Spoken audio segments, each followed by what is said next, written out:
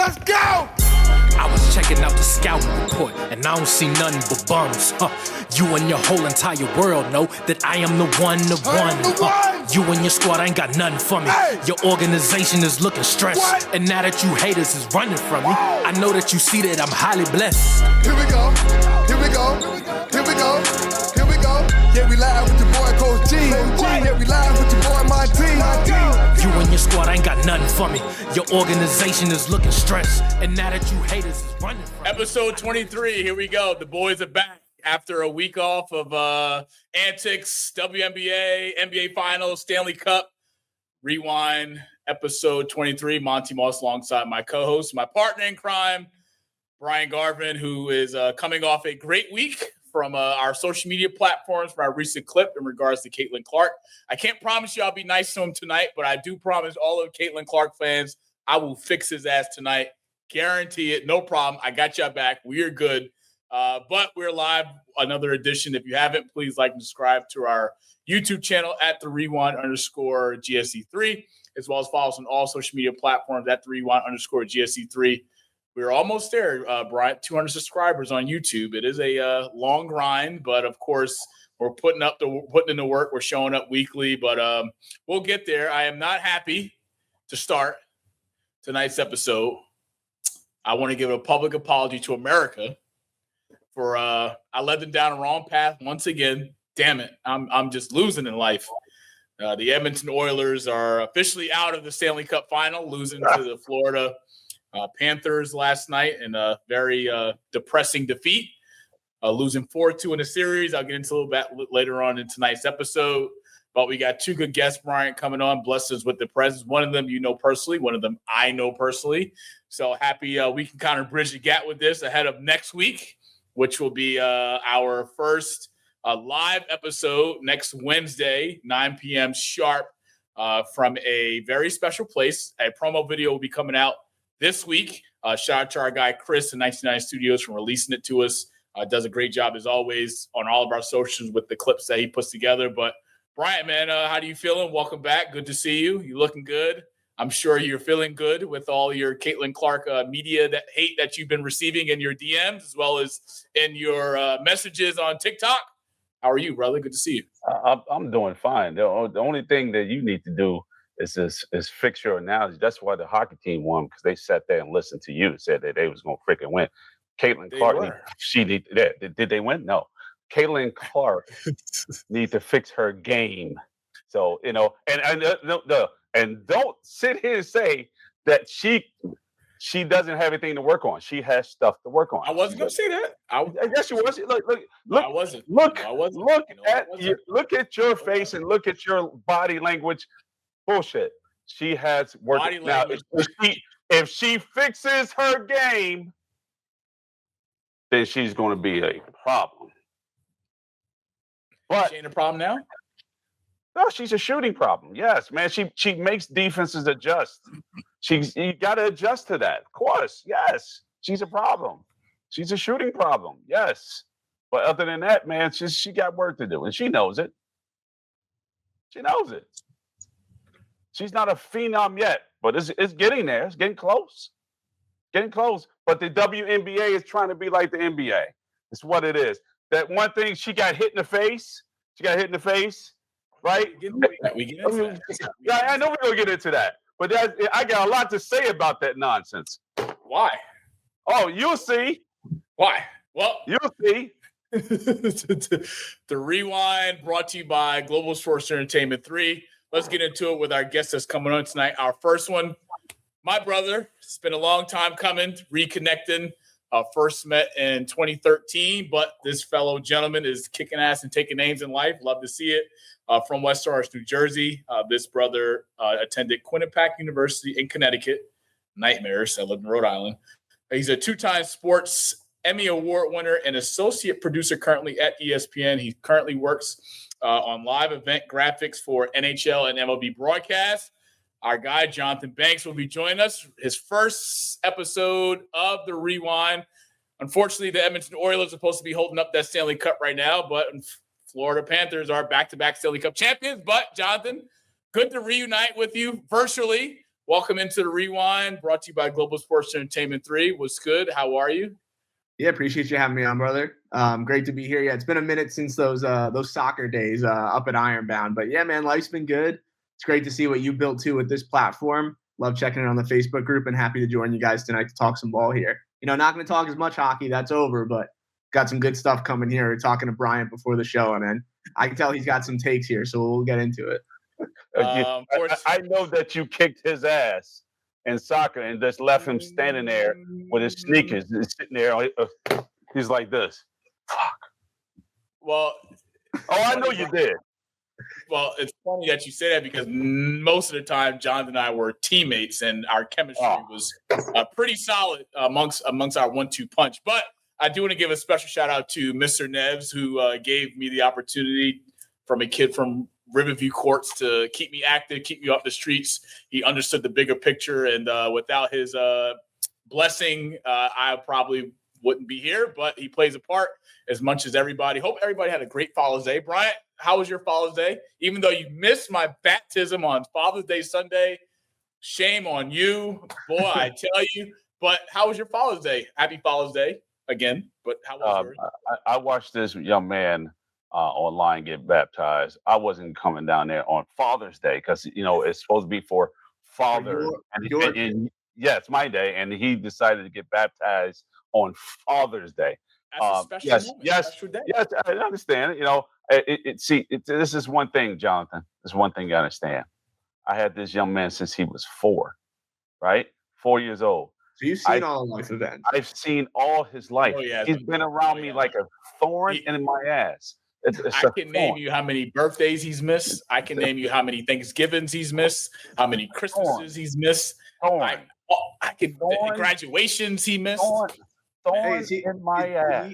Did you start this podcast or did he start it? Because I'm pretty sure he's here for you tonight. He's here because of how much he cares about you, how much trust he has in you. And see?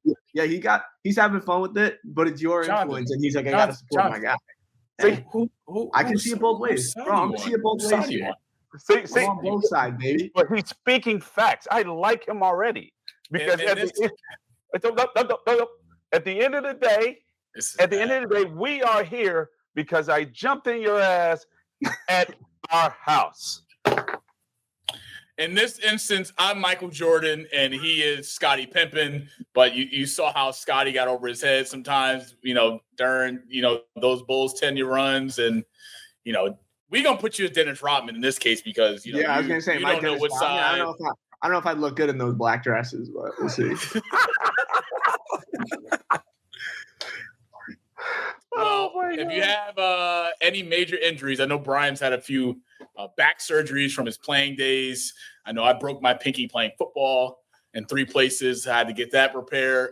But if you haven't, this gentleman that's coming on, he's arguably one of the greatest human beings ever. That's number one. He runs a great, great, great facility in Clifton, who Bryant introduced me to many, many years ago when I was in high school. Him and Bryant have a personal relationship. But Bryant, before I introduce our guests, you want to give a little backstory, insight to how this all formed together with Dr. Russonella? Well, Dr. Russonella is a fantastic guy, man. I was introduced to him.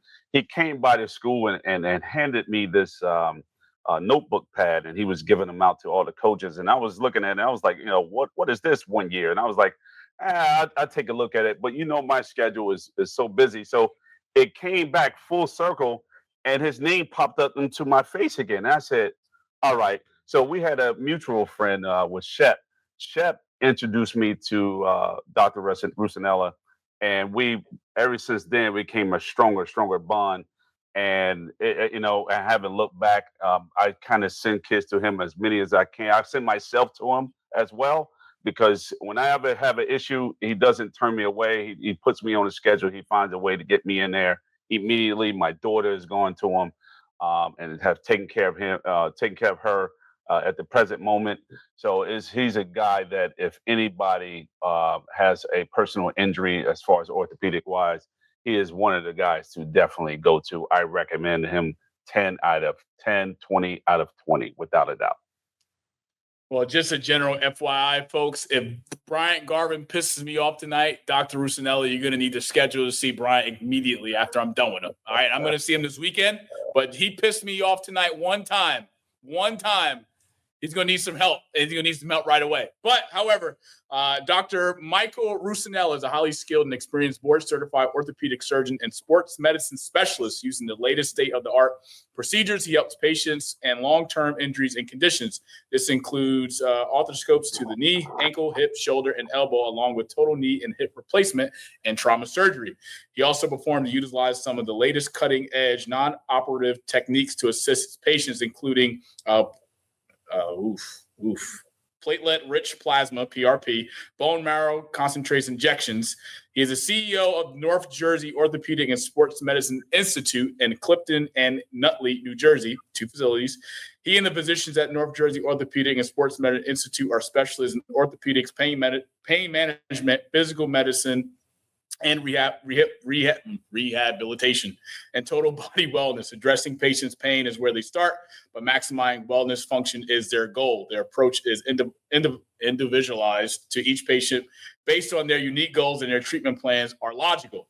They treat patients with compassion, integrity, and thoughtfulness and provide care that is safe and evidence-based. In addition to his work at North Jersey Orthopedics and Sports Medicine Institute, Dr. Russonella acts as a team physician for several local high schools in the area, as well as a consultant for numerous other local high schools and youth sports programs.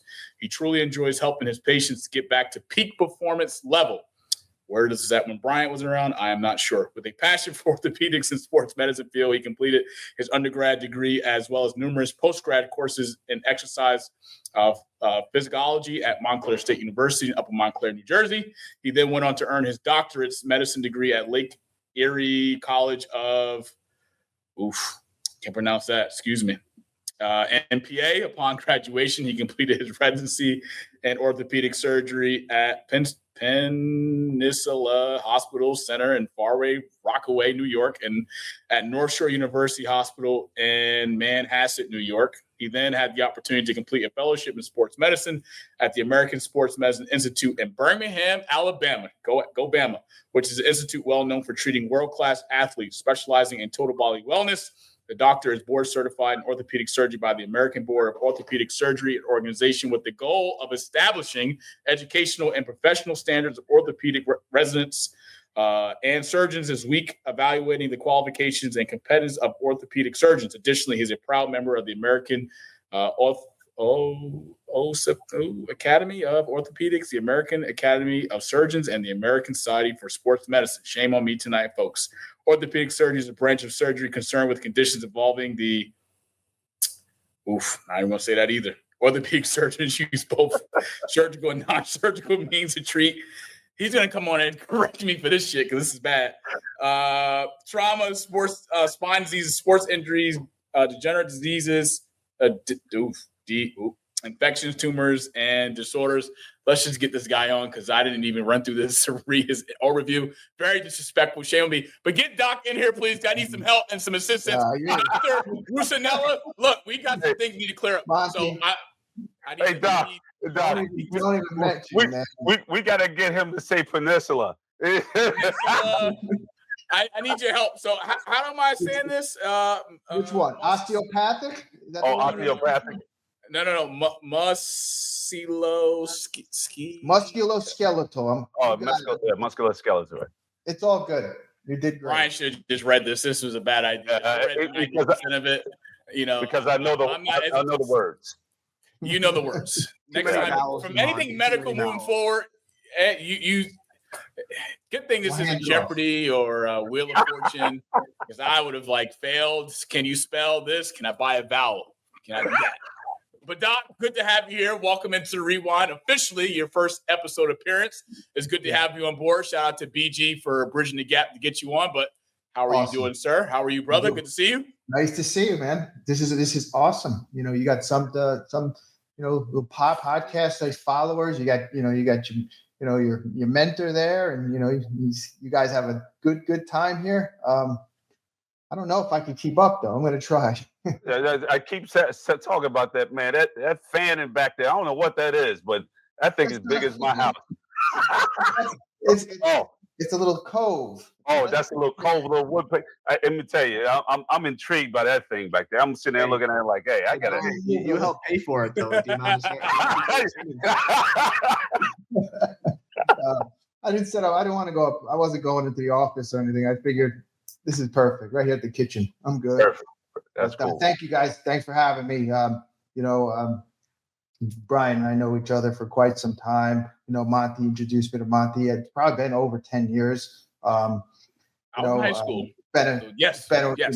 Right over 10 years at least, right? Yeah. And we've known each other probably for well over 10. But yeah, you mentioned Shep Alston, stand-up guy, man. Yeah, man. But yeah, I've had the opportunity to work with you at the high school level. But obviously, you and I have a personal relationship, and it's, I value that very much. And having trust in me with with your kids is I can't even explain that though. So yeah, thanks for having me on, and I'm excited to see what's going to happen here tonight. So let's go. You ready, Doc? You ready for me to kick his ass? I don't know, man. We might have some injuries here. I told you he's got one time to piss me off tonight, and it's a wrap. It's a wrap. I'm gonna see him on Saturday. It's a wrap. He gonna have low spinal cord damage. He's gonna require immediate surgery. I mean, we almost got into the ring a few weeks ago when we was at our place where we're doing our live show next week. Really? Me and him almost got it on, man. He does not want any of that sauce. He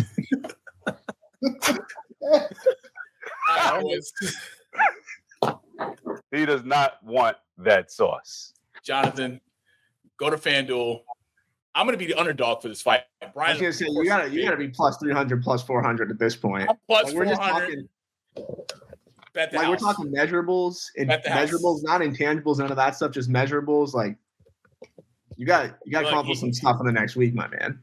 We good. I'm gonna get one of the best trainers in the world to train me. Brian's already got multiple back surgeries. I mean, he can't even get out of bed. He's got to roll out of bed. So I got an advantage, and we're gonna be good. So Doc, I hope you got your staff ready to go for Monday morning, because they're gonna wheel his ass in on a forklift when I'm done with him. On a forklift, not an ambulance, a forklift. You just like the cheesy little talkers on Instagram. Just keep talking. He's all talk. Yeah. We get. Yep. You got to do that. Yep. Let's get into it, boys. NBA Finals. We are here. Game 6 tomorrow night, 8:30 on ESPN. Mike Breen, Doris Burke, and Richard Jefferson have the call. Series 3-2, Oklahoma City. Last game in Game 5, 120-109 with your final. SGA in stunning fashion did what he do as always, 31 points, 10 assists, 9 of 21 from the field. Got to the free throw line 14 times in Game 5 with 4 blocks. Pacers, 23 turnovers. Woo! Oklahoma shot 43% from the field from 3, as well as Indiana shooting 36. Chet Holmgren with 9 points. Wasn't really a factor offensively, but had 5 offensive rebounds, finishing with 11 total. Jalen Williams, SGA's partner in crime, 40 points, 14 of 25 from the field, 3 of 5 from 3, 6 rebounds.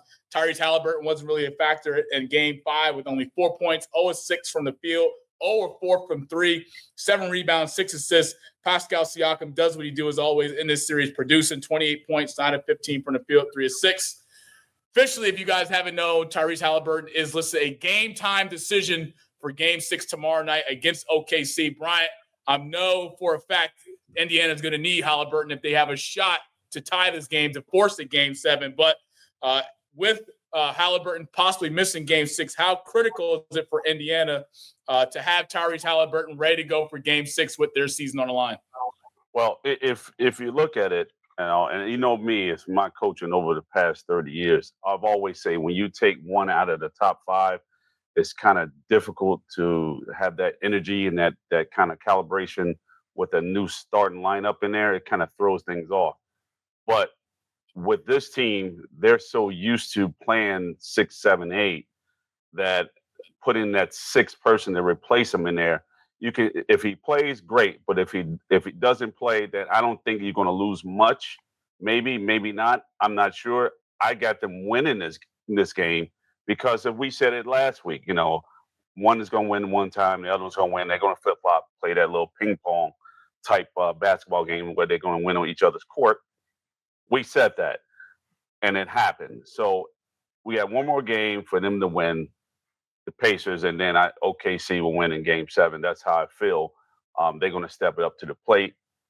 And we was talking about this early before we came on, that it seems like to me, and me watching these games, I watched game, I think 2, or watched game 3, and I sat there and watched it. I'm sitting there looking at them defensively.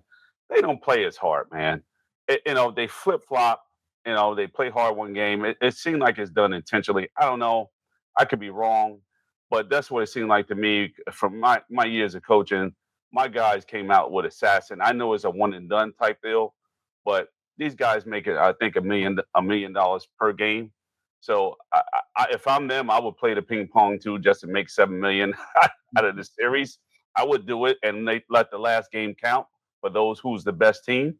And I think OKC, if they play hard enough, they are the best team out of this group. Even though I like both teams overall. Jonathan, before I get to you, of course, Andrew Nembhard hasn't really been a factor in these last games, particularly in Game 5. Same thing for Aaron Nesmith. Particularly with Aaron Nesmith, he has the capabilities, to get this Pacer team to the finish line with Pascal Siakam, because Siakam's had a really good series against Oklahoma offensively. Defensively, of course, it's hard to stop Chet Holmgren with his length, and the same thing for SGA with him getting to the basket and averaging over 12 to 13 to 14 free throws a game. I mean, when you got a guy getting to the lane like that aggressively, that just makes things that much difficult from a defensive standpoint. But what do you expect to see from Indiana tomorrow night? And can this Pacer team force a Game 7 going back to Oklahoma? Yeah, I mean, we just kind of talked about, what's going to be the role of Halliburton. Is he going to play? Is he going to be limited? Because you could see in that game, he didn't have the burst off that right leg. So they were playing, in the half court most of the time with Halliburton on the floor. And when you're playing against the league's best defense, that's not going to cut it, because you're not going to have the space in the rotation to be able to do much. For me, though, like you mentioned, Siakam, 27-4 this series. Halliburton or not, are they going to run the offense through him? What are they going to do at the guard position if Halliburton's playing or not? I'm a Sixers fan. It's crazy that we're talking about Game 6 of the NBA Finals and TJ McConnell's going to come up in this discussion. Is he going to play more than the 22 minutes off the bench? Is he a guy that's going to give you a spark, and is he going to be able to kind of give your team energy? Or is he someone that you can play at the end of the game? Because you mentioned Nembhard had some bad turnovers, and, Indy's deep off the bench. What are they going to be able to provide at the end of the game? And who are they going to run actions for? I think that's really what it comes down to, because Halliburton, I think Indiana's 8-11 this postseason when he scores less than 20 points. So whether or not you like him as a player, overrated, underrated, he has value to this offense because he's the pivot point. The ball goes through him. So without him on the floor, like Coach said, when one guy goes out of your starting lineup, good or bad, it changes the entire complexion of what you're doing. And Rick Carlisle is a great coach. But what's he going to do? Because TJ McConnell's a nice little spark plug. He can't carry the ball for 25 minutes in Game 6 of the NBA Finals. So for Indiana, role players do play better at home, but I'm going to expect them play with energy, take care of the ball, and use that bench as deep as they can go, because that is the one advantage they have over OKC so far this series. Yeah, 23 turnovers in Game 5. I expect Rick Carlisle to have that offense a little bit more sharper, because anytime you turn the ball over 15 times, and we saw Bryant in Game 1 when Indiana had over 20 turnovers in the first half, and they still wind up sneaking out the win and stunning everyone with the Game 1 win. But, Doc, of course, you're experienced enough to see these type of plays happen over time from time.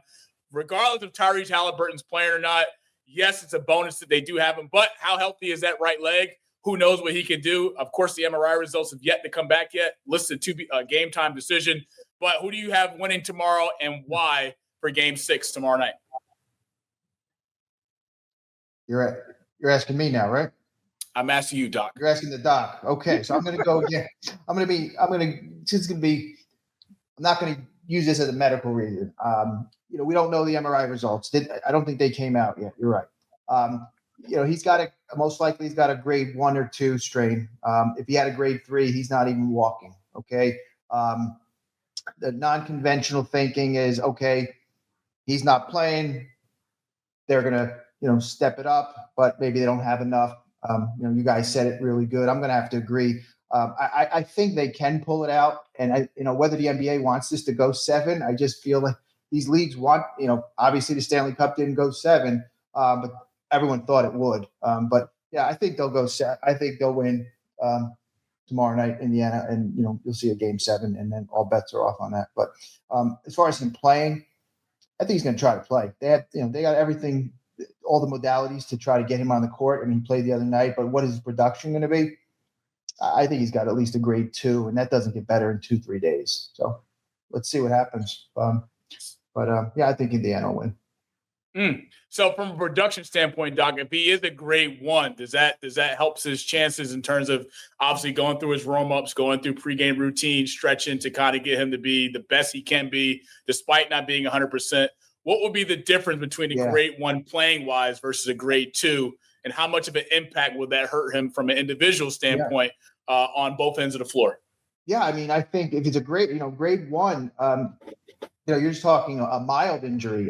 Typically, they can get back in a few days. And, I think he was hurt. They thought he had an ankle injury, I was reading. And it wasn't an ankle per se. It's the posterior muscles. That's a strain. Obviously, the MRI is going to show us a little bit more. I think with the grade 1, he's going to be able to play. He'll be able to do some pushing off, but he's not going to be explosive enough. I just don't think that's going to happen. But we'll have to see. Still they got to play. We will see what happens. But let's see. It's hard between a grade 1 and grade 2. Typically, both of those injuries he shouldn't be getting back in a short amount of time. But this is the finals, right? This is what they live for. This is what these guys, this is what they strive for their whole life. And I'm not saying they're going to they can't give you pain medication to get through this game. That's just not going to work. So whatever they're working on with him, the trainers, whatever modalities they have, hyperbaric chamber, maybe they're doing acupuncture. They're trying to just get anything they can to treat this and just get him, pull him through the finish line. That's basically what they're trying to do here. Yeah, and Coach, this is a question for you too, because there's going to be moments we're talking about his offense and with the ball. On defense, he's going to be drawing the league MVP a lot when he's dribbling down at him. So for you, when you're coaching, whether it's your best player, whether it's not someone that you're playing that knows that's at 100%, what are you doing? How do you hide them on defense in a way where, it's not another sport where you can, change the numbers game. It's 5-on-5. We can overload one side over another. But what are you doing when primary ball handler on their best player is not 100%? Well, the way that, that I would go about doing is playing a zone. That's the only way that you can hide them is by having them not move too much. You play man-to-man with him in there with that injury, then it's going to be too much demand on that one leg. So you play kind of a little bit of matchup zone, and you basically defend his area. And then offensively, you kind of hide him in a corner and play a 4-on-4 man game because the other end, they're going to play 5-on-5. So stick him in the corner. You have him come off a couple of screens here to be able to facilitate at the top of the key. But all ball reversals, you put them right back in the corner and let them do that thing within the 24-second shot clock. So you can play that spot check with him, warm him up, see how he's going to do, see how he's going to do in the pregame, and then put him in there every now and again about 3 or 4 minutes, then pull him back out and let those guys on the bench kind of take over like it was a normal particular game. If he comes out of there with 8 to 10 points, I think that'll be good enough to win this game.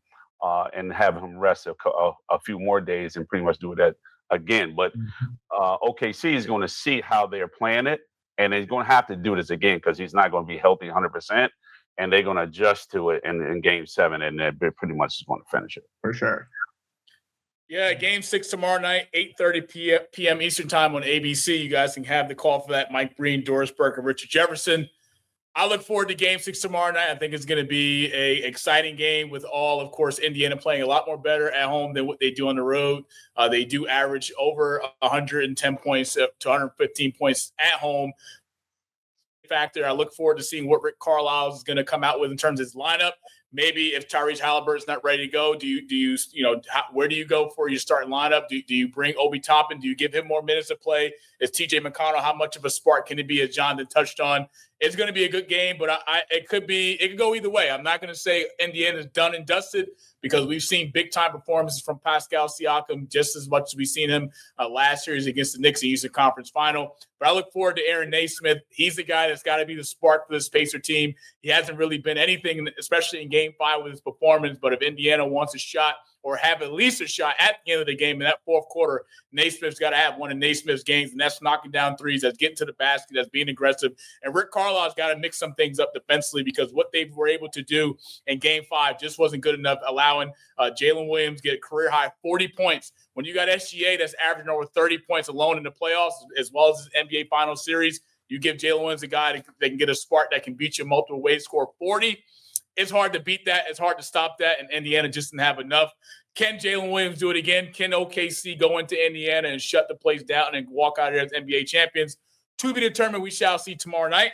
Switching gears to WNBA Commissioner Cup. The Commissioner Cup is still alive, and Bryant is still flowing with his lovely flow of words of choices that he's been talking about for Kaitlyn Clark in the last 2 weeks. Indiana Fever did win yesterday, 88-71 over the Connecticut Sun. If you don't remember, of course, Mrs. Charles, 20 points. Kaitlyn Clark, 20 points, 6 assists, was lighting it up from 3. But Bryant, of course, has something to talk about in particular with the scuffles that were going on in yesterday's game that led to 3 ejections being made. The Fever still were able to come out with the win. But, Bryant, there was some commotion going on, of course, with some physical play between Kaitlyn Clark, where she was pushed to the ground by a Connecticut Sun player. And, of course, you being on social media going wild with her antics saying she's a flopper and this and the third. She is a flopper. Oh. That second one was the biggest flop I ever freaking seen. Like, oh, my God. Like she got shot from the stands. You got to be – the first one was a foul, clear foul. Stuck her in the eyes, was reaching for the ball, cool. And then next thing you know, the performer, the artist just came out and saying like she just bumped her with her chest like she was some kind of goddamn pit bull. Like she's playing for the New England Patriots. And just, yeah, that's how soft they are. She got poked in the eye. You didn't see that? She got poked in the eye. Did you hear what I just said? I said that, that was a foul. She got poked in the eye, but she walked over about 2 or 3 feet to the left, and she bumped her with her chest, and then next thing you know, she fell down like she got shot by a rifle. If I'm going to be honest, Brian, this game here in particular, me watching it last night, it was some poor officiating that took place in last night's game. Just the escalations that took place in this game.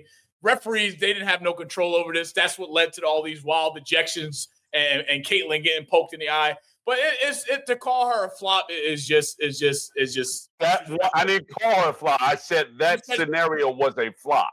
It was almost LeBron-like. You know what I mean? Because, LeBron is the king of floppers. But that was like, oh, my God.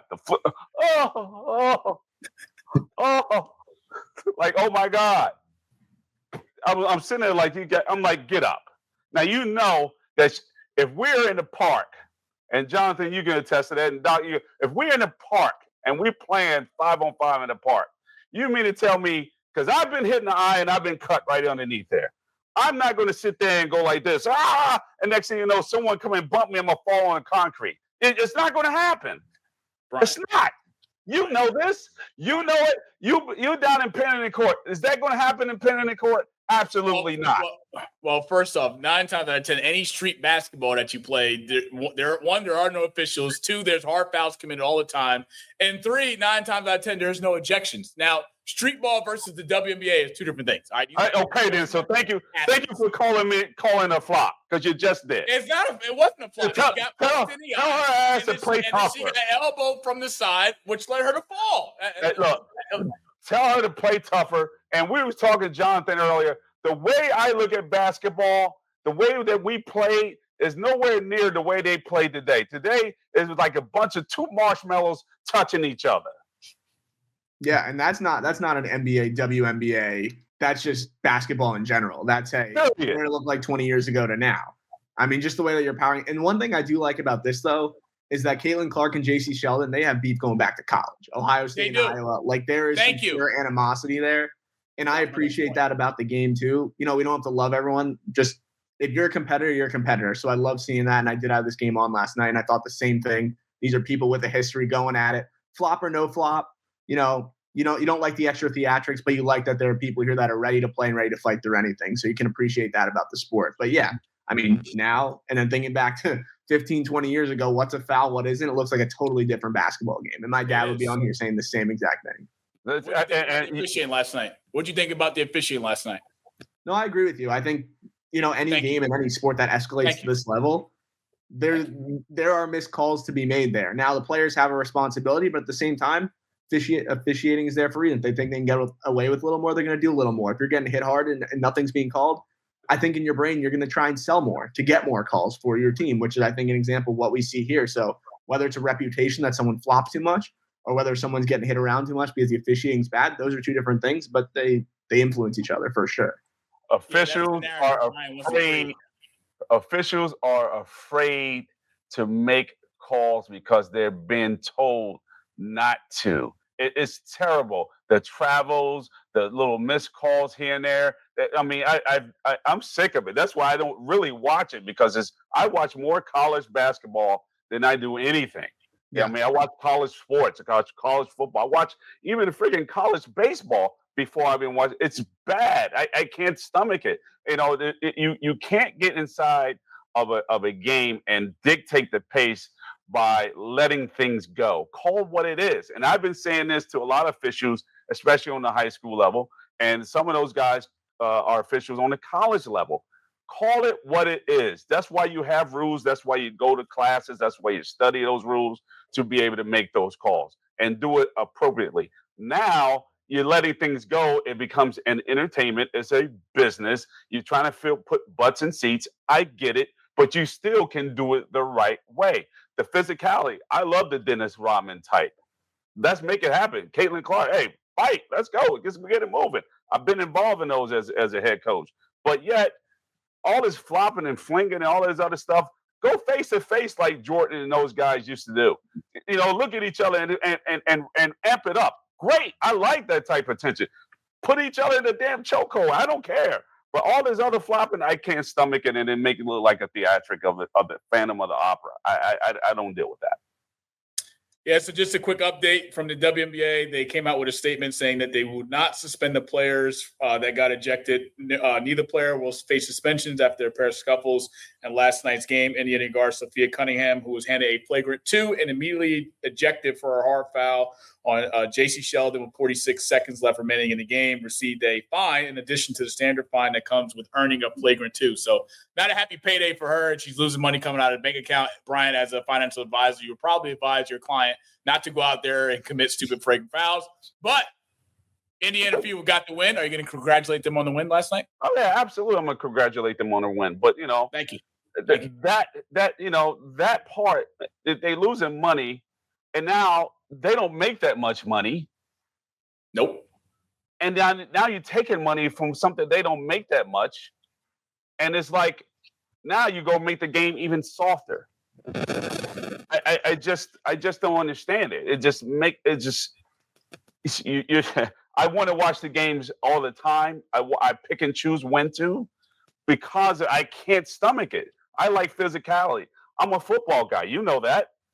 Doc knows this. I don't believe in softness. Everything I do is physical. You understand? So if you're coming out there playing a sport and you're soft, and then you call a touch foul, come on, earn it. Physicality. Grow a pair, even though they don't have a pair, but grow it. It's what it is. You know what I mean? Go ahead. I know they don't have balls. I'm sorry, they don't. But at the end of the day, get tougher. Get tougher. You know what I mean? I like to see that. The fact that women are playing football is phenomenal to me. Just to see that they have some physical part within themselves to go out there, put on the equipment and play football, tackle football, and lacing them up. They're tougher than the girls' basketball team. Mm-hmm. It's just what it is. You know what I'm saying? So, if they allow these girls to play and trying to fix it to where, you can make a hard foul without calling a flagrant 1 and 2 and charging them, or give them more money. One or the other have to happen, but you can't take money away from being able to play hard. You just can't. 88-71 was your final. Fever improved to 6-5, 4-3 at home. Caitlyn Clark, 20 points, 4-6 from 3, 6-12 from the field, 6 assists. Tasha Howard chipped in with 16, 12 rebounds, 7 offensive. Woo! Kelsey Mitchell. I feel like Kelsey Mitchell and Natasha Howard don't get enough love because we got guys like Bryant that just like talk about Caitlyn Clark all the time and how bad her game is and how she's not completely just round player and Caitlyn. We're not going to get into that. What we are going to get into is New York Liberty improving to 10-1. Brian, who did the Liberty lose to this year? Fever, right? Oh, and who scored 32 points against the best team in WNBA? You see what he's saying, right? We don't want to talk about Caitlyn Clark, but he continues to bring up Caitlyn Clark. I'm just giving credit where credit is due. I mean, you talk so much bad about her. I don't ever hear the good you say. Hey, that's because you choose not to. Well, besides you saying she's a great shooter, I don't hear you compliment her game. That's all she needs from me because that's all I see. She's a great shooter, decent passer. That's it. Decent passer. Doc, do you know Caitlyn Clark leads the league in assists and she's a decent passer? Do you hear that? His terminology's got to change. He wants. I can't say what I really want to say on here, Doc. Terminology's got to change. I can't really say what I want to say. He wants me to do that so bad. It's just I'm like, dude, it's just what it is. Yeah, I mean, women's they move a little bit slower, but yet I respect the game. It's just what it is. Those passes will get there. They'll get there. I said she's a decent passer. Decent passer. Got it. Leads the league is a decent passer. Yeah. Doc, I want to get into something else in regards to you and Bryant. It's been talked about in our previous conversation building up to this episode 23 of the Rewind with high school football sideline coverage. Now, I know Bryant has a little bit more insight and details that he can provide as well as you can provide. But for you, Doc, give us a little bit about that. Where is that? How did it start? Where are we now?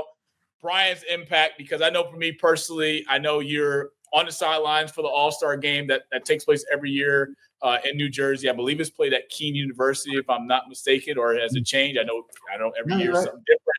But talk to me a little bit about that with you and your team and just a mindset going into those type of events, because you're taking the best athletes from New Jersey, you put the best on the field, and I'm happy that it's not played like a Pro Bowl where it's two-hand touch. And I'm happy that they do, there's some physicality on the football field because I know Bryant likes some head smashing going on. So give me a little bit about that. What's that high school sideline football coverage all about for the people out there that may not know? Yeah, sure. That's a passion of mine. I did play high school football. I capped it at that level. But I always felt like there was something to still give back. And you mentioned the North-South, the Phil Simms North-South game. We've been our medical team's been doing that for the past 5 years. That's played at Kane, like you said. We just had our game was played on June 8th. The South pulled it out. But yeah, you're right. They don't play it like a touch football game. They do modify some of the rules to try to protect some of the kids, obviously, who are going on to play collegiate ball. But no, the game's played pretty competitively. So, so we provide the sideline coverage with our athletic trainers. A group of them that I work with. We've organized this team, and it's all volunteer work. We work with Phil. Phil comes down with his kids, and they do some special clinics with the kids, and it's a good experience. We like to give back, but more than just that game, the Roberson game, which is the East-West game, where the different counties play each other at the Roberson Field in East Orange. I've done that game for many years, but Brian and our relationship goes back to helping sideline coverage. I didn't actually work at Eastside but I did work with him as a consultant. But I have a handful of high schools where I provide the sideline coverage along with some other physicians, and it's a great experience. It's really valuable. The coaches love it. The kids love it. I've made so many great relationships with the kids over the years. They love to see a doctor there and not just somebody who's standing there, just because he has to be there. I'm very active, involved. I like to know how these kids are doing. I've met so many great parents doing this, and my football season, like Bryant, when he coached, now high school football is all year round, but we start now, and I start now because they do a lot of 7-on-7s, and there's injuries that maybe occur in the weight room or so. But the sideline coverage is something special, and it's been, that I guess that niche is not everywhere anymore because not a lot of guys want to do it. So it's just something that I kind of feel part of the teams, and I do it for multiple teams, and sometimes we play each other, so I can get two teams covered at the same time. It's a cool experience. So no, it's just something that I've been doing the last 17 plus years, including fellowship, and that was where it all started for me down in Birmingham, where I did my fellowship. We started as soon as we walked in there on August 1st. We started covering high school football in Alabama, as well as Division 2 and 3, and even we had coverage for Auburn and Alabama. So it was, it's just something I took from there, brought home to New Jersey, and I've kind of just, loved what I've been doing. And, and I hope to, someday, somebody can take it over from me because, I'm not going to do this forever. And that's kind of what I've been trying to do, and, groom some younger, obviously the athletic trainers I work with. We've worked with the students. We've developed a program at one of the high schools I work with, and it's great to see those kids, and they choose their passion based on their experiences in high school, and then you see them a few years later, they're working at a local high school. So no, it's a great experience. I love it.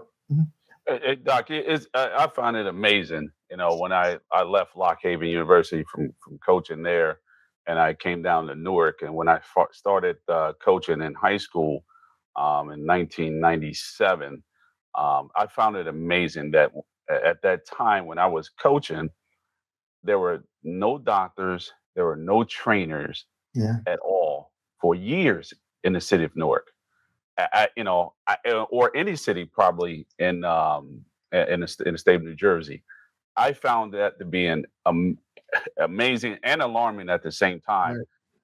Because there are times where they're lucky the fact that I knew how to take from taking these classes, anatomy and physiology, and they're lucky I had those skill sets to be able to tape my players, and so they can go out and compete. But they didn't have any of that for about good 10 years, and so the service that those guys have missed.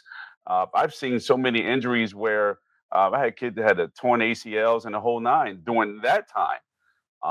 And we had to, the ambulance had to just like scoop them up off the floor and just take them to the hospital. And God knows what happened to them at that time. Who's a doctor, research. And I was 27 years old at that time. So I'm like, until today, now that I have all the experience and understanding what should happen, it's still not up to par in Newark where it should be. And the respect of Newark Public Schools athletic programs, it really don't give them that much respect and notoriety on certain schools, and things that need to change. Now, if they want to put the energy and time into it and make it better, then do so. But it's something that got to happen. Sports rule the world. I don't care how much you talk about education. Everybody wants to be educated. Everybody's going to be educated. But sports rule the world. Football rules the world. It's the number one sport in the United States, period. Next is after that is basketball, I think. But it's just a disservice of what they're doing, and it's just not nurtured the right way. And when I go to places like Texas and I see the monstrosities of stadiums there, they're being built 30 and 40 and 50 million dollars, and the things that they're putting, they don't understand, administratively, that when you do things like that and you put the energy and time into your school, athletically, when it comes down to football, you bring more kids back to your school and they want to be a part of something special. Right. And they're just not doing it, and just making the whole system just look really, really bad. And it is shameful. It shouldn't have to be that way, but that's one of the things that if I ever return, that would be my goal, is to make things better. Yeah, just to kind of touch on that. I mean, how many high level athletes come out of that district? I mean, ton. I mean, I don't have to tell you that. Correct. But yeah, so the medical services in that district, I'm happy, and I worked with you. I've worked with a handful of the guys that I can help, the districts that I can help. The other the high schools. Now, in Newark, it's not just, every school's kind of on their own, believe it or not, the high school level. So you can't say, and that's just the way the policy is down there. That's what they want. You want that. Right. They want, you want Dr. Jones, you can have him. Oh, you want Dr. Russonella, you can have him. There's no standard there. Right. And that's something that they have to think about, right? Right. They do, because it's not even mandatory to have an athletic trainer. I know you said in '97 that they maybe were just starting. Do you think? No, they didn't have anything at all. Okay. Nothing. There was no mandates. There was nothing inside the system saying that we had to have a trainer or we didn't have to have one. We just didn't have anything. So we didn't have tape. Yeah, they were way behind because some of the other districts had started it, and obviously there's training programs at a Kane, at a Montclair State, at a William Patterson, and they do actually masters now. But so Newark must have been behind. Obviously I wasn't in this area at that point. I got back in the mid 2008, but I just knew that from where I went to school that I didn't have a trainer at my when I was in the 90s, in the mid 90s, and I guess they got one after I left. So, but it's integral. You got to have one, and they got to be able to work with the medical providers. Correct. And you made the great point there about you seeing athletes being scooped up by an ambulance and just taken to a hospital, and nobody knows about their follow up. And that's one of the biggest, complaints I would get from new football coaches like that I would meet and say, "Wow, we can actually talk to you. We never knew we could just talk to a doctor on a phone," or and that's been that's been one of the positives that I bring to a lot of these districts, even if I'm not their district doctor, because that's what a coach, you would know. What does a coach want? They want to know what the injury is, what's their diagnosis, what's their prognosis, and can we get him back on the field safely? And that's it. And that's pretty much it. So, but yeah, I mean, it's a problem down there sometimes, unfortunately. Yep. Yeah. Agreed. Agreed. Yeah, man, look, I put it like this. It's been obviously a joy to see you, Doc, with all the feedback that you get, not also from district-wise, but even having interactions with certain coaches, and even just seeing your work being displayed. Of course, the power of social media helps you market. Of course, you as a business, and just the stuff that people say is the access. People don't have those things in certain areas. And, the fact that you do what you do on a day in and day out basis, I mean, shit, I know with Brian's bad back, is there any way you can get him back to where he can actually get out of bed like a normal American instead of rolling out of bed? Is there any fix in that? And I know he's had spinal cord damage. Is there any hope for him to get back to he used to be? This is a HIPAA compliance right now, man. You want me to give you his medical, HIPAA. He said that to do it. I want you to fix him. You know what? He needs to fix his brain first. Yeah. I don't know. That's out of Doc's pay range. Yeah, I've been drinking Nork water for a long time, and it has not helped. That freaking that lead that's going around inside his brain is kind of bad. It's bad, Doc. Very bad. I might have to come see you Monday myself, and maybe we do evaluation. Maybe some CAT scans, see if any tumors up there in my brain, because sometimes I'm on point, I'm good to go, and there's sometimes where if you hang around Brian enough, he's like cancer. You just start to get stupid, and it's just like I've been hanging around him so long. It's like people ask me like, is my last name Garvin? I was like, no, it's Moss. I'm not. What are you talking about? So I just want to give you applause while you're here. But gentlemen, I know before things get out of hand, because they're about to get out of hand, I cannot give you a fair warning. You just have to sit here and witness it for yourself. Bryant is on a hot streak, I believe 5 weeks and counting with his hot takes. I cannot tell you what's he going to say. I cannot tell you what's he going to do. But if you're a fan of hot takes, then you're in the right place to be. Here in the Rewind, brought to you by Global Sports Entertainment 3, because, Bryant, it's time for your hot take, sir. Give it to him.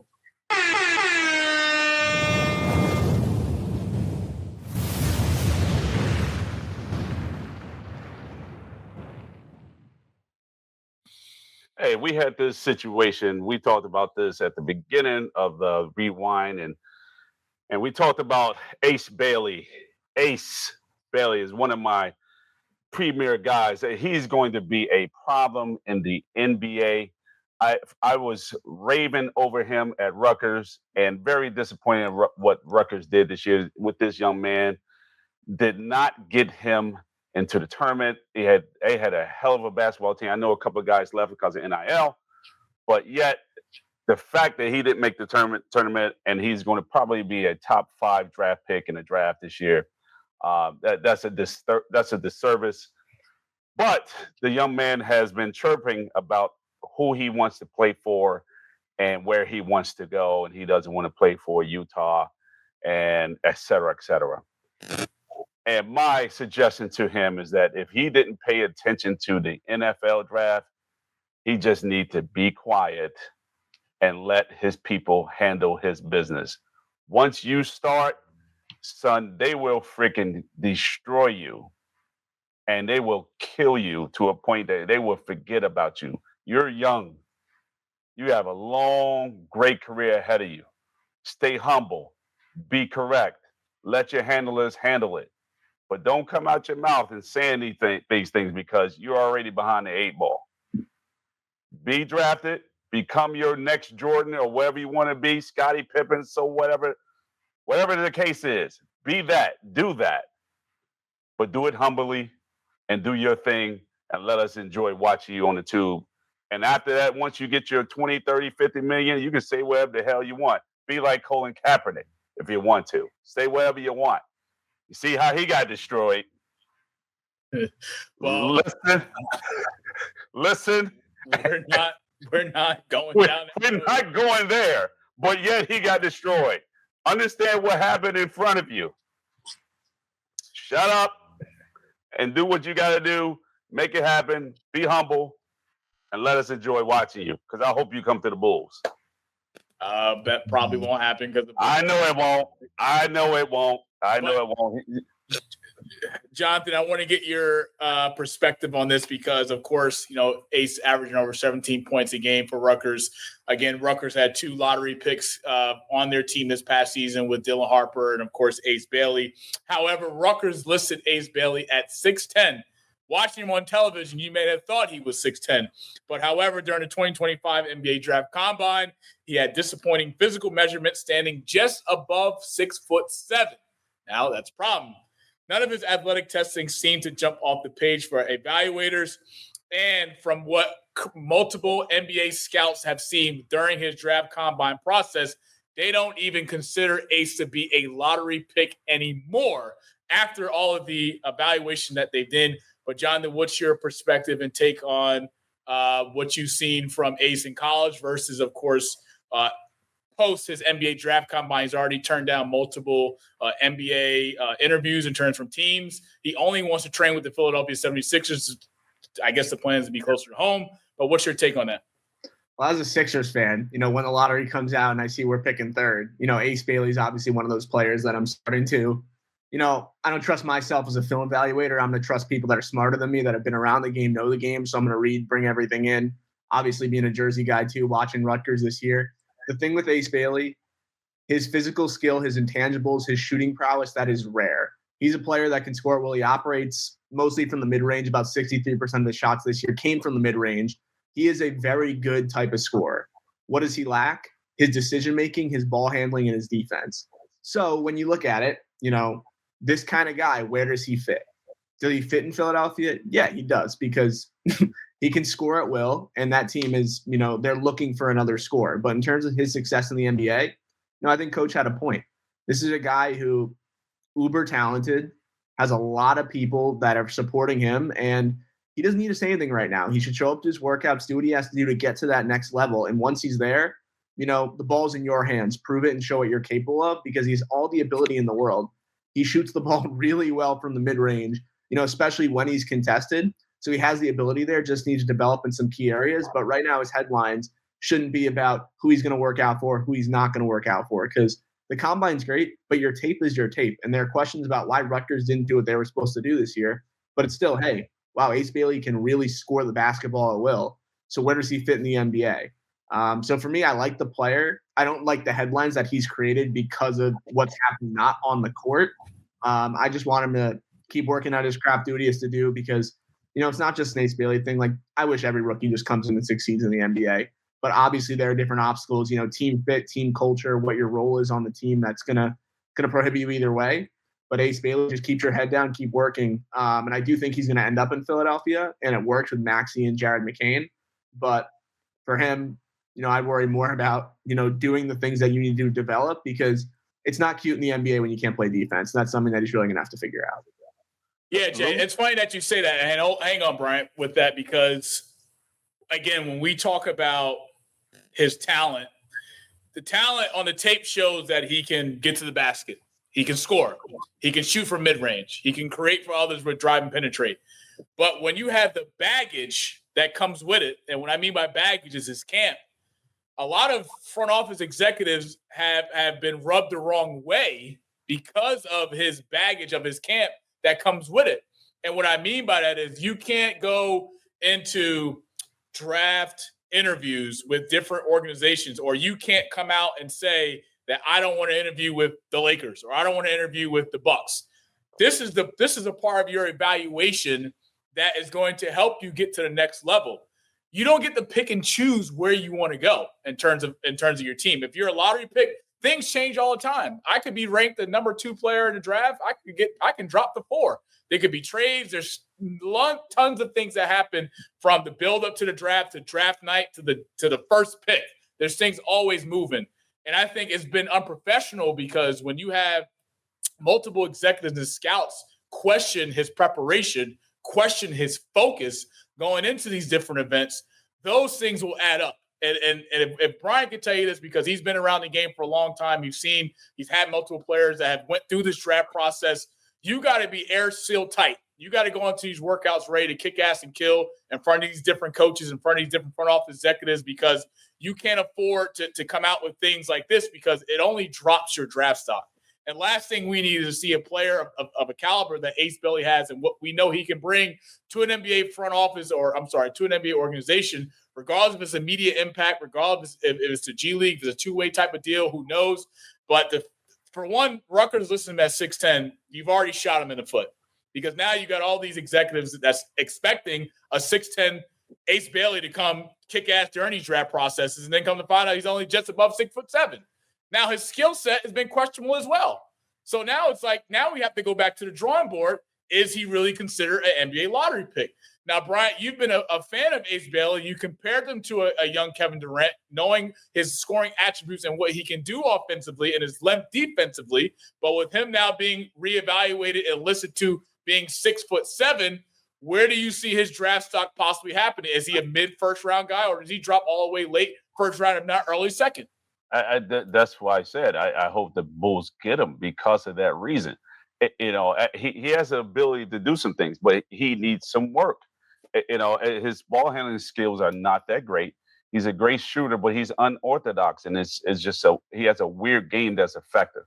But it was effective against the Big Ten, and the Big Ten wasn't as super great this year. They were okay.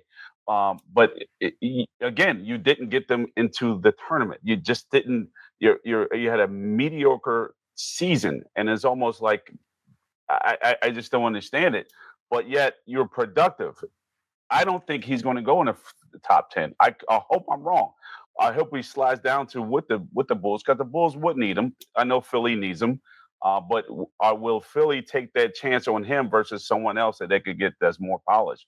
At 6'7", that's a problem, because you're a 2 guard. It basically he played like the 3-4 with Rutgers. So, it's going to be an issue. That's why you need to shut up. I say, shut the fuck up. Stay humble, because your loose lips is going to sink your ship. Get your money, and then grow throughout the course of your career, man. And just don't hurt your money by running your mouth and when you got things against you. You're 6'7", man. You're not 6'10". 6'10", they treat you a whole lot different than 6'7". Those 3 inches is make it or break it. So at the end of the day, man, just stay humble and make it work for you. That's it. And go Bulls. One thing for sure, and 2 things for certain, I'll guarantee this. Things will get chaotic for Ace Bailey if some things don't change. And of course, Doc, you've been a part of the hiring process in terms of hiring your staff or knowing what the right fit may be for your team, rather it's in the office or rather it's sideline on the football field. And Brian, of course, you as well as a coach, you know what type of player you want to recruit. All these things matter. However, the basics shouldn't change. And when we talk about the basics, we talk about 2, of course, star-studded lottery pick guys and Dylan Harper and Ace Bailey, who failed to win at Rutgers. Let's just call it for what it is. Failed to win at Rutgers. And Brian touched on it. Big Ten wasn't the Big Ten that we've seen in years past, where you have a Michigan, you have Michigan State, you have Ohio State, you have Iowa, who are all 26, 27 win teams that are all making the tournament. Those days, it wasn't like that this year. And Steve Peichel and his staff have failed to prepare these 2 young men, because Ace will be, who knows, he may fall to 7 to New Orleans. He may get drafted 6 by Washington. Who knows? Dylan Harper, we know he's going to be fine, because why? His camp is sealed airtight. Ron Harper, former NBA champion, is his father. He knows what these things look like. Of course, the influence of having relationships in the business helps.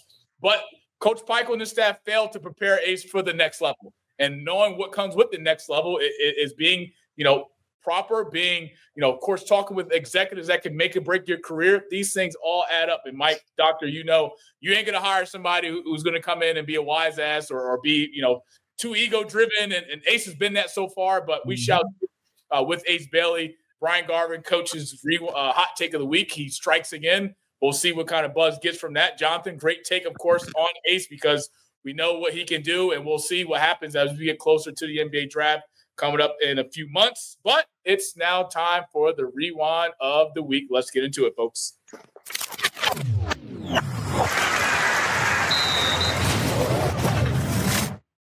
Can I have a solo shot, Chris, for what I'm about to say publicly on GSC3? Folks, fans of the NHL, this is Monty speaking. The host of the I want to publicly apologize to all Florida Panthers fans for my lack of disrespect towards your hockey team. You got a pretty good, goddamn good team. I didn't think I was going for Edmonton. I was rooting for them. They let me down. Losing 5-1 to close out the Stanley Cup on the road, not to mention losing losing Game 5 in Edmonton. I put a lot of money into Game 5. I went home broke. I just applied for unemployment because I went bankrupt. I told America to bet the house Game 4. They took care of business in Game 4.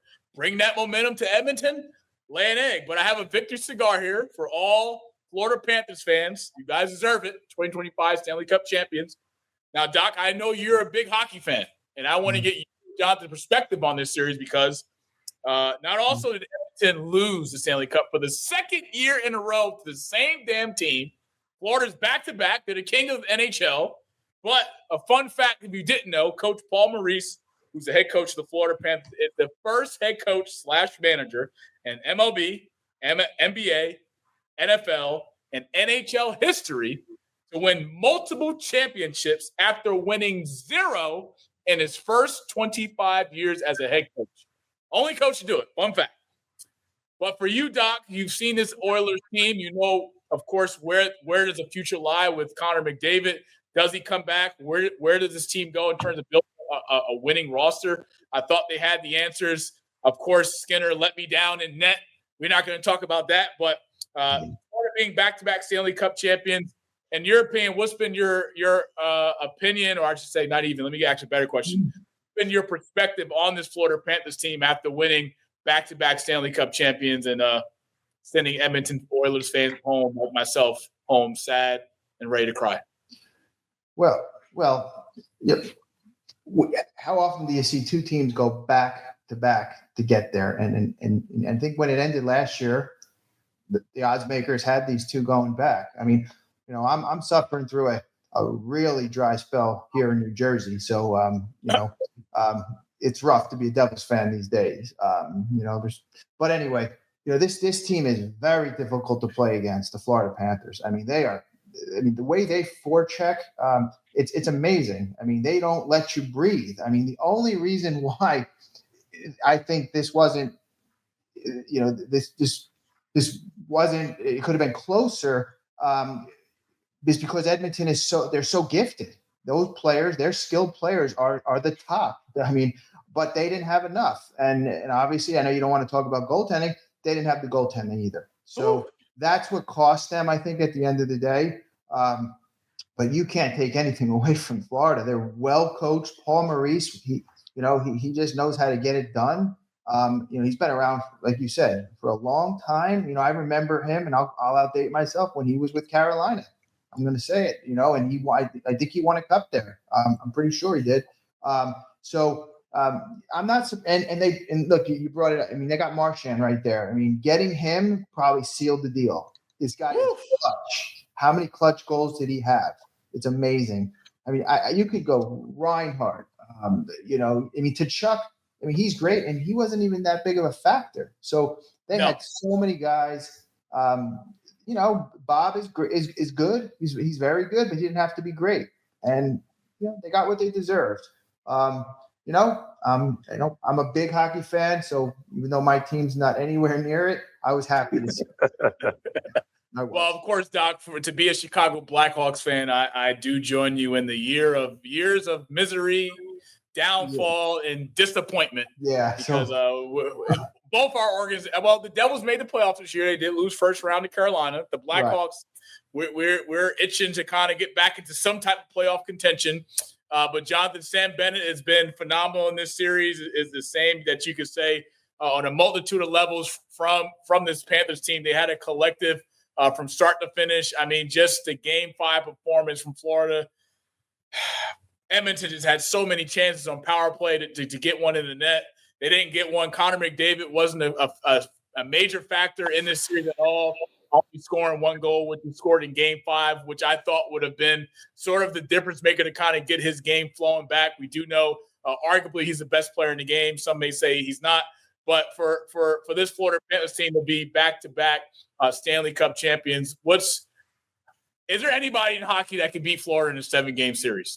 Of course not, right? But if you're Connor McDavid and the Edmonton Oilers, what are some of those conversations that you're having in the offseason? If you're Connor McDavid, do you come back for another year? Do you try and see what's out there as far as testing the waters? Where do you think Edmonton goes from losing back-to-back Stanley Cups to Florida? Yeah, well, Connor McDavid's got one more year left on his deal, and then he's eligible to be a free agent. And in hockey, faces of the franchise don't hit free agency. And by the way, this is a dude coming off an 8-year, $100 million contract that's about to enter his prime and sign an even larger contract. So good for him. He's in the right position for himself. But as we mentioned, right, they played each other in the Stanley Cup final 2 years in a row. You lose in Game 7, a 2-1 game in Game 7 last year. And this year you lose in Game 6 to the same team. And these are far and away over the last 2 years, the two best teams in hockey. It's not even a contest. So you're right. Where do you go from here? The goalie, as you mentioned, is probably the number one thing, but he's got to go. But what do you do? Because there's not a premier goalie in free agency. But by the way, you can't overpay because you're about to pay Draisaitl all of that money. Who deserves it? Well, right. These guys all deserve it. And then you're looking at hockey, which is a salary cap sport. It's like, how many guys can we pay? This isn't baseball where there's no salary cap. This isn't football where you can cram in all of your skill position guys before you pay the quarterback and then find a way to win in that 4-year window. Hockey doesn't work like that. When you have a good player, you've got to use $15, $16 million a year to keep them, and in a salary cap that's really tight. So McDavid, you could argue, and I think this is more of a general discussion because I'm well aware our viewership might not be the diehard hockey fans here. There's more parity in modern sports this year where generational talents don't need the 5-6 championships to cement themselves as all-time greats anymore. I think we can debate that. I don't think you need to say that about all sports anymore. In hockey, Alex Ovechkin, the best goal scorer of all time, he's advanced past the second round once in his career, and he won a Stanley Cup. Correct. In these sports, Connor McDavid, he sticks it out in Edmonton. He wins 1 Stanley Cup, not thinking about Mark Messier won 6. Gretzky, all these other guys for Edmonton won a ton. If he wins 1, he is that of this generation, and he will be a legend. I'll have a statue up there. If he goes somewhere else in free agency, like let's say he goes to Chicago, that could be a team that's in on him. He goes to Toronto, and he wins 2 or 3 there. What does that mean? And this flips back to, back with the NBA, right? Like KD's got 2 championships. People laugh when you bring that up in a discussion about Kevin Durant, right? So for Connor McDavid specifically, it's what do I want to do with my legacy? And for him right now, his legacy is he is probably the most talented player of this generation, but doesn't matter if you don't win. In the NFL, we say, oh, Aaron Rodgers is the most talented quarterback to throw a ball or whatever you want to say. The natural talent is there. But at the end of the day, how many Super Bowls does he have? It's less than Tom Brady. It's less than Peyton Manning, inserted here. So I think while this is a hockey discussion and the Oilers, they need a new goalie. They need to figure out how to get a new goalie without trading any of their top 5 or 6 best forwards. And that is tough to do. But it's more of a sports discussion in general. Like when you have a great player that you have to pay, like how do you work around that? And I think the Oilers, they got to figure it out. McDavid had some choice words after the game. He said, well, if we keep trying the same shit, of course, it's not going to work to that extent. So that was a little shade to the coaching staff about not changing it up a little bit. Of course. And it is. Of course. Of course. And to not have – I thought Game 5, when they didn't put Draisaitl on the same line as McDavid, you got to – at some point, you have to change things up that the same lines aren't producing, right? You look at the other end, right? And then you mentioned Sam Bennett at the beginning. His career high in a regular season is 28 goals. He scored 15 in the playoffs. That's an eighth of the season that he scored 15 goals in compared to 28 for his career. And by the way, good for him because he's hitting free agency tomorrow. He's about to get paid over $10 million a year just on the back of these last 3 weeks. So good for him. He's a phenomenal player. But the Panthers are so good because they have moments like that. They have guys like that, and they're not afraid. They traded a first-round pick for Ben Marchand. They said, we don't care. We're going to go win the Stanley Cup. How do you think the Boston Bruins feel about getting the 32nd overall pick for him? In hockey, you're going to draft a 19-year-old from Russia and hope in 4 years he makes the NHL. It's not like the NBA where you draft these guys and they're immediately in development camp. They're immediately trying to crack the starting lineup. These guys take time to develop. So it's a totally different sport, and the Panthers have been a step ahead the way they've handled it. And, they deserve it. And honestly, you're getting these guys from Canada, Russia, Finland to say, hey, man, come to the United States, come to sunny-ass Florida, and come play hockey for a few years.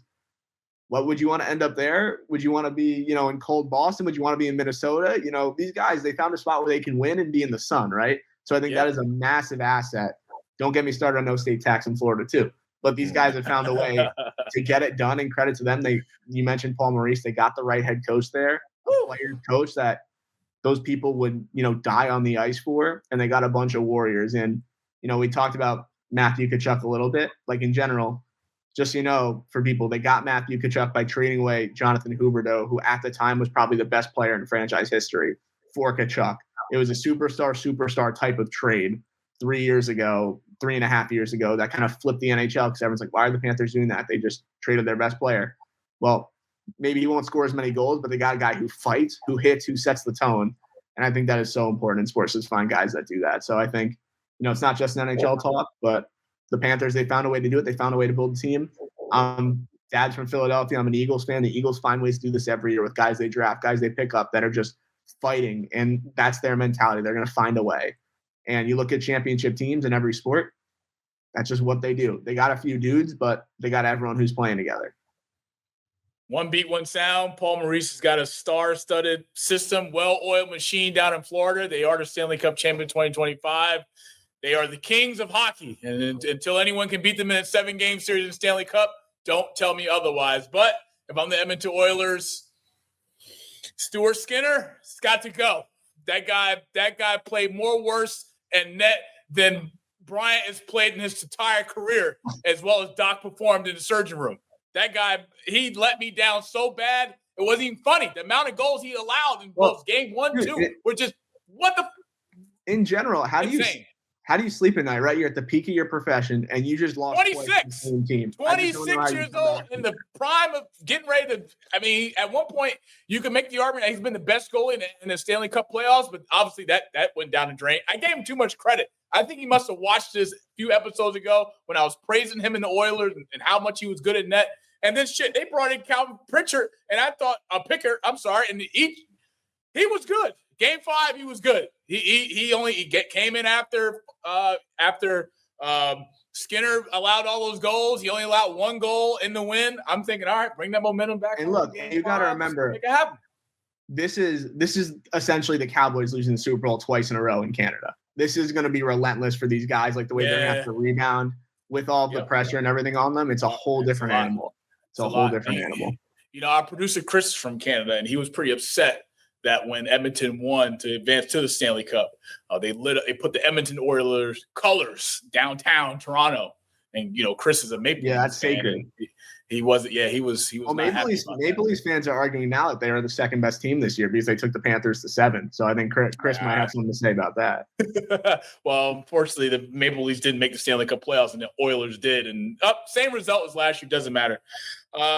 Now we get into my favorite segment of every episode, the last segment of every episode.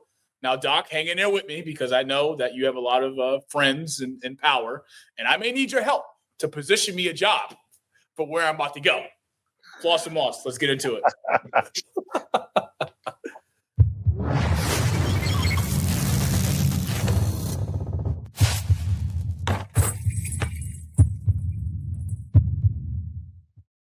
Breaking news that came out today on this week's episode of Floss and Moss. The Buss family is entering into an agreement to sell majority ownership of the Los Angeles Lakers to Mark Walter at a valuation of approximately $10 billion. Sources told ESPN it will mark the largest sale of a U.S. professional sports team of all time. Jeannie Buss will continue to serve in her role as Lakers governor. The Lakers have been owned by the Buss family since 1979 when Jerry Buss purchased the franchise from Jack Kent Koch in a $67.5 million transaction that also included the Los Angeles Kings and the Los Angeles Forum. Since 1980, the Lakers have won 11 championships, the most by any NBA team during that span. The Lakers passed the Buss children. The Lakers got passed to the Buss children, Jeannie in particular. When Dr. Buss died in 2013, his daughter Jeannie has served the Lakers governor since. Now, how do I feel about this? I'm not sure. What I will say is that, of course, when you hear the name Mark Walter, he is a successful businessman who has built a team of winners from his years of winning multiple World Series championships with the Los Angeles Dodgers. And now he'll have a big ownership with the Lakers. Now, Jeannie Buss, I'm happy she'll still be running, serving as governor because without the Buss in the Lakers organization, that would be shameful. But the fact that they're she's selling majority of the team for $10 billion, that speaks volumes. Now, Bryant, where do the Lakers go with this news? Because we know the Lakers have been run by the Buss family from generation after generation, and Jeannie has been doing a pretty good job. Got an NBA championship out of the deal since her dad passed in 2013. Shout out to the great Dr. Buss, who's responsible for a lot of the Lakers' success in years past. But what's your take on the recent news of the Lakers being sold to the Dodgers as well? I'm sorry, to Mark Walter. And is this something that Lakers fans should be concerned about as well as Lakers front office should be concerned about? Well, I don't know. It's remained to be seen. With LeBron, how is this going to work? Because LeBron is the co-owner of the Lakers. The way things are over there. Are we a LeBron show? That's just. Well, we've had people come on in recent weeks. I won't name his name, but he's had LeBron as his GOAT. Yeah, he's. We're not anti-Bron. I respect his greatness. Brian doesn't like him at all. No, that's not true. And I'm going to say what I said. I said he's an athletic freak, probably the most athletic individuals that you will ever see play in this game. However, his skill sets is limited. Was whatever, but he don't need it. He's just that athletic. And I've said that from the beginning, And I'm saying it the same thing again. So it's consistent. I'm all about consistency. Really? With the Lakers, this, the bubble shit don't count. I'm just going to tell you that right now. I'm going to keep saying that. Nobody even talk about that crap. So at the end of the day, you can roll your eyes because I know you're a Lakers fan with they sorry asses. I was a Lakers fan in the 80s. This shit, I don't know what the hell this is. But, if you keep letting Coach LeBron dictate what happens on the court, you're going to continue to lose. And you're going to I think LeBron needs to go. I think you need to restart this whole entire team from the bottom. For a year. I think he needs to go. And the fact that the attention has completely gone off of his son. Nobody even talk about him. That's how ass he is. Nobody talks about the guy. They just don't talk about. Gone. He's going to be a G League All-Star. That's it. We know this. We talk about this, and I hope he proves me wrong. I swear to you, I hope he does. I hope he proves me wrong. But until then, no, it's just what it is. He's not good enough yet. All right, LeBron's Doc. Oh, I mean, I agree. I think there's the problem is his name, his stature. There's nothing wrong with being an elite basketball player at the professional level. That's not the NBA, but he's in a catch-22 where we don't have to redo this whole thing, but should have stayed in school an extra year, become a premier scorer at a Power 5 school. Remember, he was coming off the bench for USC, and then he's in his spot. And in the situation he's thrown in, he played well for the skill level that he has. You think Bronny hadn't played well? He'd come in for 4 minutes at a time at most, wouldn't do much, and he'd go down to the G League, and this is what we're talking about, where he dropped 20, 25. It's a tough situation to put a kid in that isn't ready to be at that level. So if you bring it into that terms, you had a fine year. How does he build off it? I don't know, because we're talking about Ace Bailey earlier, who has literally elite scoring upside, and we're like, this kid has so much to work on. He's going to fall to the 10s or the 15s. Him and Bron, they don't even look like they're playing the same sport. And this with all due respect. So, it's just it's the level of ability and the natural talent, right? Like, I don't know. Hey, he said it. I didn't. Hey, I've been on Bronny all year long, and they swore up and down to be telling me he's going to be this, and I'm sitting there looking at it, and I'm like, but what is it? What is his NBA peak? You bring it. You hope that he can defend like at the top of the key, and you bring him on for like good defensive moments, and he can kind of shut down someone two or three maybe. I don't know what his ceiling is, but that doesn't work because of his name and his stature. Well, what will work is his development in the NBA offseason to get ready to go into year 2. Of course. I don't know what his upside is. However, I do believe with how he's handled things professionally in year 1, A+. He's handled it well. He's handled it like a professional. And despite all the media attention and Stephen A. and LeBron getting into it. He's done everything right personally. He's absolutely done everything right. He has. He just has to work on his game in the summer.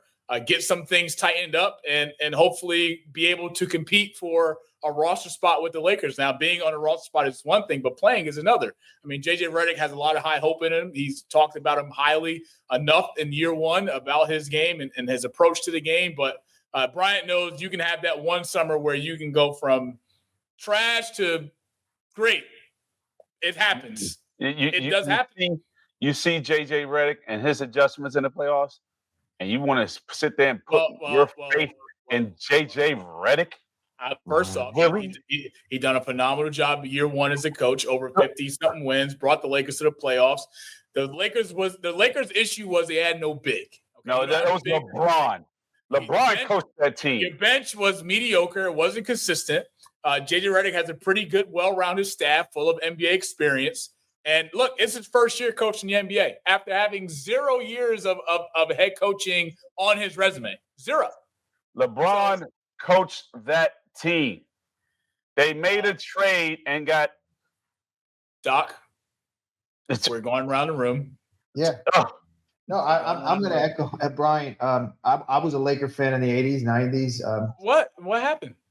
No, I'm still a fan, but I can't. My man. I don't agree with. I think they need to move on from him. One more year.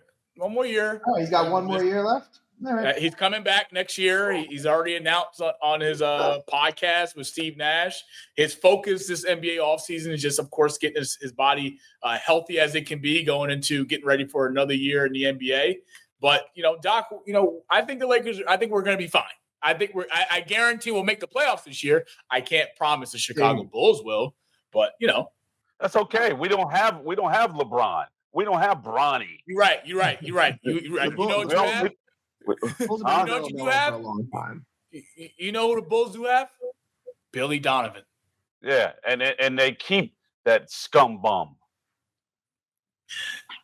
Man, episode 23 has been a blast. Let's go around the room. Coach, we're getting ready to sign off.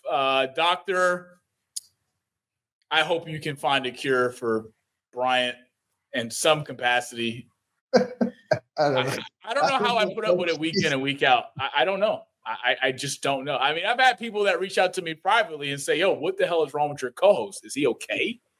Like, I don't know how to answer that. But, Doc, for the people out there that will be watching this episode, as well as people, where can they find you? Where can they support you? Where can people come to you in regards to any health issues, injuries, back surgeries, ACLs, MCLs, Achilles? Where can they come? Give people the information. Appreciate that. Clifton, New Jersey. We're also in Nutley, New Jersey. www.orthopedicnewjersey.com.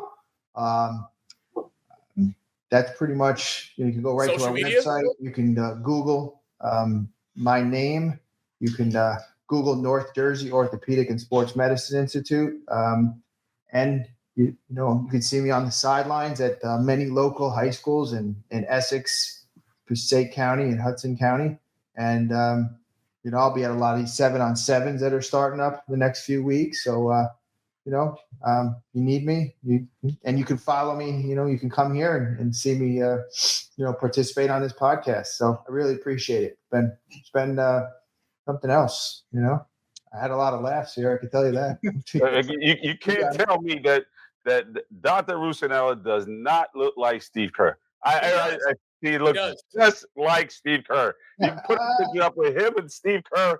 I swear they look like brothers. It makes no sense. So it was meant for both of you guys to be involved in sports. Love it.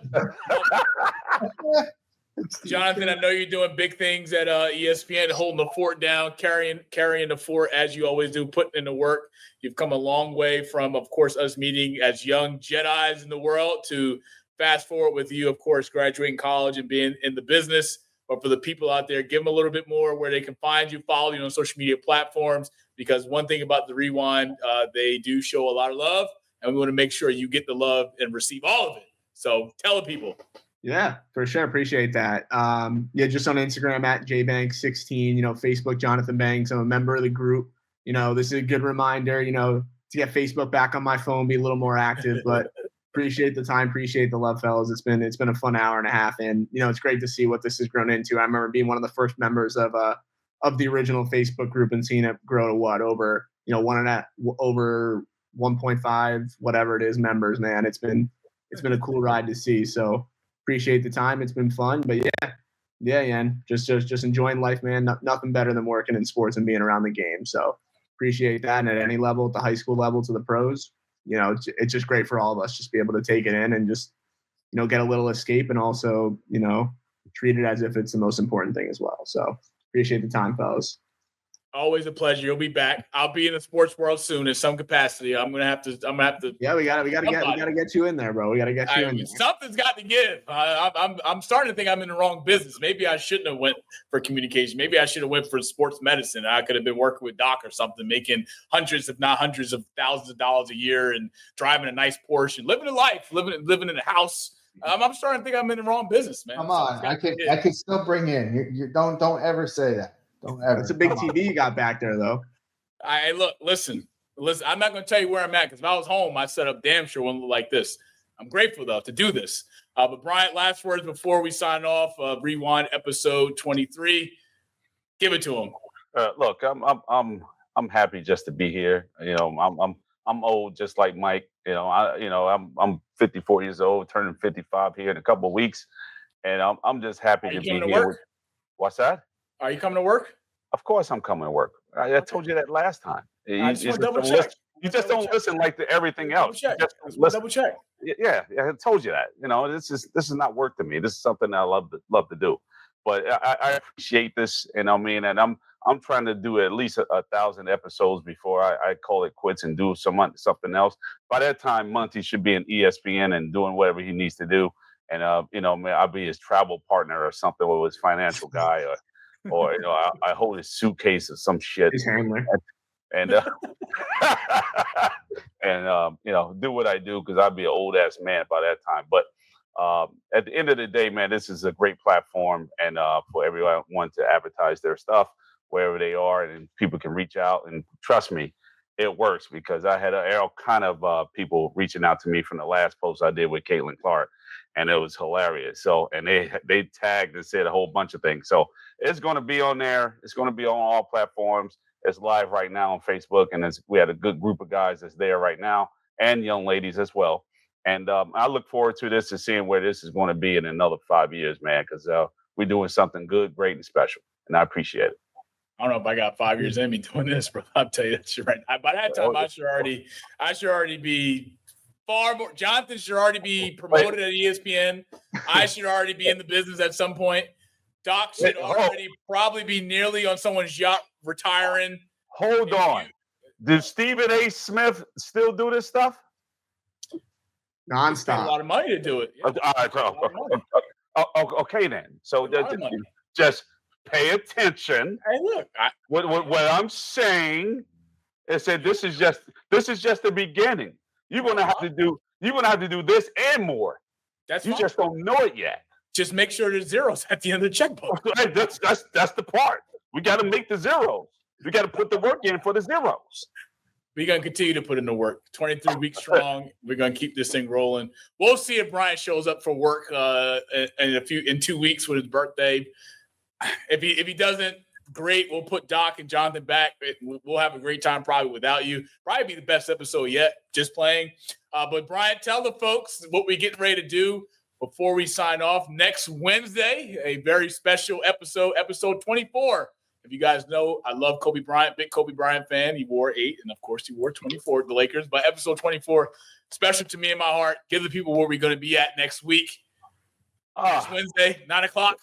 Next Wednesday, at 9 o'clock, we're going to be in the MMA fighting arena, man. They're having an interviewing with several professional fighters, as well as one professional judge, referee inside the ring that has done many fights for Mike Tyson and Hearns and Thomas Hearns or whoever else it may be that he's been in the ring with. He's done a ton of fights, and we can go we're going to chop it up and talk about everything that have to deal with fighting. And I was an inspector for about a month or two down in Atlantic City and doing that thing for about till 2 o'clock in the morning. And that kind of burned me out after a while, but I had fun doing it. So it's going to be a great time next Wednesday. We're going to be all the way in Clinton, New Jersey, and making it do. So we're going to have some fun with it and be there with this numbskull as well. And he's a pain in my ass, but it's okay. I'll enjoy it. This is my makeup for him for missing his being baptized on Sunday. Man, I get the opportunity next week to step into the ring with you after you missing my baptism. I look forward to that next week. Doc, I'm telling you. Tape your wrist. You're gonna tape your wrist. You might want to be. You guys might need me, man. I don't know. You might be at we may need you at the gym after I'm done. I'm telling you. Next Wednesday, of course, we get the opportunity to do our first live show from the Carnicella MMA Gym in Clifton, New Jersey. We got a star-studded lineup coming to you guys with some professional fighters as well as amateur getting ready to turn pro. With, of course, as Brian touched on, a well-seasoned 30-year judge who has seen it all from the rules to the biggest fights that we've seen in our history with Mike Tyson and others. It's going to be a great opportunity. The Rewind will be on the road. If you haven't, Please show some love, follow, and subscribe to our YouTube channel at the @rewind_GSC3. Tell your family, tell their friends, tell your friends, tell your girlfriend, tell everybody. Like and subscribe to our YouTube channel. We got some merch coming our way, trying to get through some, of course, headaches with trying to have our brand photo shoot, which is kind of being a delay, but trusting God's timing, as well as a special thank you to our guy, Maple Leaf's finest, Chris, in 1990 Studios, for holding it down each and every week for the work that he does. And I also want to give a special happy belated birthday to our graphic designer who holds it down each and every week with the lower thirds to the Flyers, Pat, who holds behind the scenes, our guy, each and every week. Happy belated birthday to him. And congratulations to all the graduates of high school, college, as well as middle school, getting ready to take the next level in their lives. I want to give a special thanks to them, shine the light on them. Man, episode 23 in the books, to Dr. Russonella, who will give me some English courses soon on some big medical words that I struggle with tonight. Thank God this is not a word game that we play here on the Rewind, because I would have already lost. To Jonathan Banks, ESPN's finest, holding it down in the back end, associate producer, Monty Moss, Bryant Garvin, sign off. Episode 23. See you guys next week from the Carnicella MMA Gym. Nice. Let's get it on. Let's go! I was checking out the scouting report, and I don't see nothing but bums. You and your whole entire world know that I am the one. You and your squad ain't got nothing for me. Hey. Your organization is looking stressed. What? And now that you haters is running from me, I know that you see that I'm highly blessed. Here we go. Here we go. Here we go. Here we go. Yeah, we live with your boy Coach G. Yeah, we live with your boy Monty. You and your squad ain't got nothing for me. Your organization is looking stressed. And now that you haters is running from me,